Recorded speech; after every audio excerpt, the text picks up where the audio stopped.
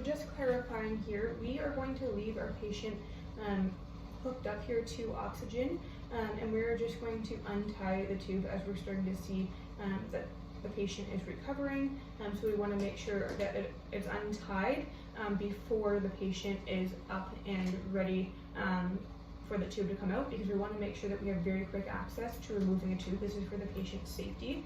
So we're going to be watching to see that we do have a little bit of voluntary movement and that our reflexes are coming back, and that's how we're going to know that the cat is ready for us to take the tube out. Generally speaking, you leave the cat in a little bit longer in cats than you do in dogs, and so we just want to make sure that we're monitoring all of those things and continuing to monitor the patient throughout.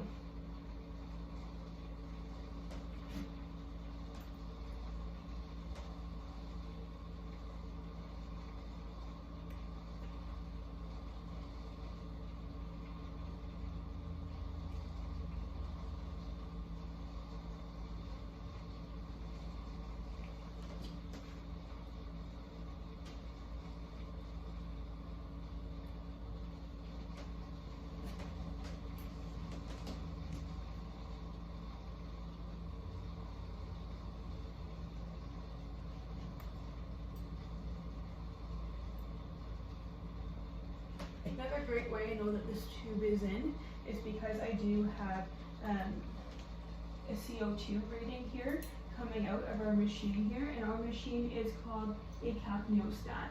So it's coming out of the capniostat and it is registering here on my Cardell. So that's a great way to know that my tube is in, as well as I can see that my patient is expelling CO2 every time they exhale. We're seeing again that the patient is exhaling because we can see that the tube is fogging up.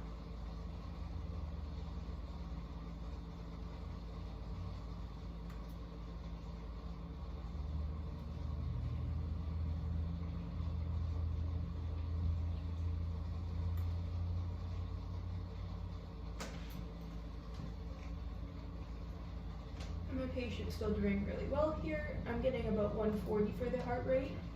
Our Cardell here is saying 147, and I'm getting a rest rate of around 30 right now. So our patient is staying very stable.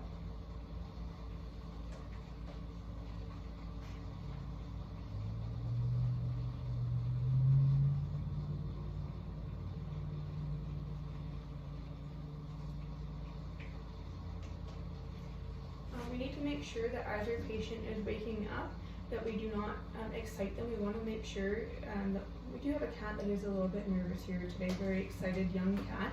So it's going to be ideal for this cat to wake up in a dark room. So I've got a cage already set up there. The cage doesn't have any food bowls, any water bowls, anything at all, no toys, nothing the cat can choke on. It just has a nice warm blanket. We want to make sure that the cat stays warm through the recovery period, and we're going to turn the light off where the cat is going to be recovering, just to make sure that it's not going to be very exciting for the cat. I'm going to be checking regularly on our patient. I'm going to make sure that the patient is positioned in a way that I can check the mucous membranes. I want to make sure too that I'm able to watch the respiration rate of a patient from where I'm standing. I want to make sure that I'm not across the room monitoring. I'm right with that patient. I'm right with that patient until that patient is actually able to stay by itself in a sternal recumbency position. That is very important. It's very important that our patient is warm as they're waking up. We're going to be giving a couple injections to this patient today. We're going to be giving our patient an injection of ducloxilin. We're just giving that as a precautionary measure, and we also are giving Medicam just to make sure that our patient is going to be comfortable waking up here today, and it's just an additional pain medication that will last for the next 24 hours on top of the medications that we've already given, the ducloxilin and the ketamine, which are shorter acting pain medications than the Medicam. So our patient will make sure that it is very comfortable, and we want to make sure that there's no wind-up occurring. So again, we want to make sure that we do not excite our patient, and it's waking up in a nice, quiet, comfortable, safe place.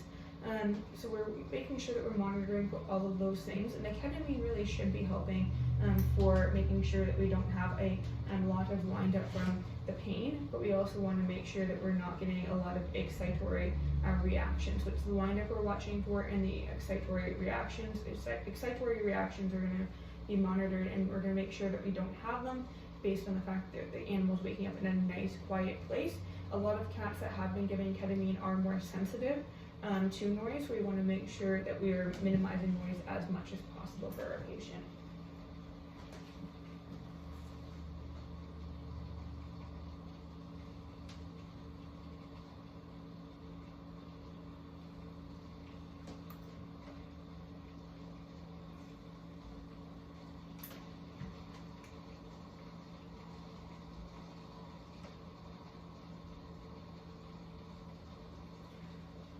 Also, when I'm disconnecting everything here, I want to make sure that the last thing that I'm disconnecting is the oxygen. So I want to leave the oxygen hooked up to our patient here until we have to take the tube out. So the last thing that gets turned off is the oxygen.